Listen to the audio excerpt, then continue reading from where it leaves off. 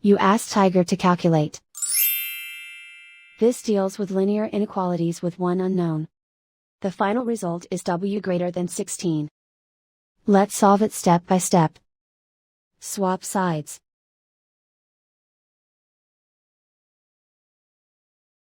Group all constants on the right side of the inequality. Subtract 10 from both sides.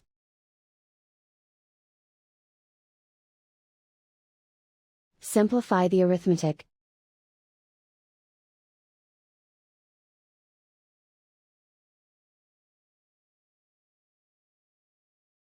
Isolate the w.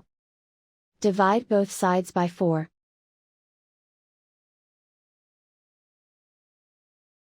Simplify the fraction.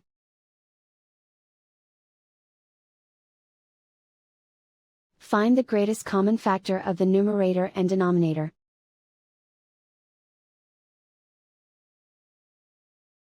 Factor out and cancel the greatest common factor.